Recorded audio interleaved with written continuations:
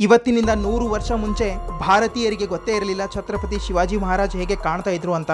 ಅವರ ಕಾರ್ಯ, ಅವರ ಇತಿಹಾಸ ಗೊತ್ತಿತ್ತು, ಆದರೆ ಅವರ ನಿಜವಾದ ಚಿತ್ರ ಯಾರೂ ನೋಡಿರಲಿಲ್ಲ.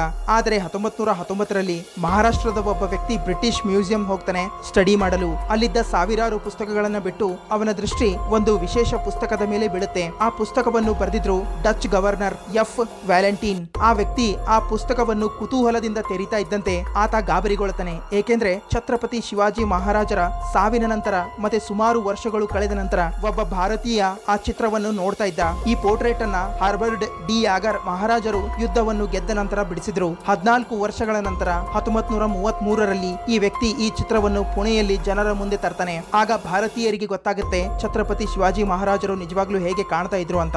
ಆ ವ್ಯಕ್ತಿ ಬೇರೆ ಯಾರೂ ಅಲ್ಲ, ವಾಸುದೇವ್ ಸೀತಾರಾಮ್ ಬೇಂದ್ರೆ. ಆದ್ರೆ ನಮ್ಮ ಕರ್ನಾಟಕವನ್ನು ಆಳಿದ ಮಹಾನ್ ರಾಜ ಮಹಾರಾಜರ ಒರಿಜಿನಲ್ ಚಿತ್ರವನ್ನು ಸರ್ಕಾರ ಪತ್ತೆ ಹಚ್ಚುವ ಕೆಲಸ ಮಾಡಬೇಕು. ಇಂತಹದೇ ಫ್ಯಾಕ್ಟ್ ವಿಡಿಯೋ ನೋಡಲು ಚಾನಲ್ ಅನ್ನು ಸಬ್ಸ್ಕ್ರೈಬ್ ಮಾಡಿ, ಹಂಗೆ ನಮ್ಮನ್ನು ಫಾಲೋ ಮಾಡಿ.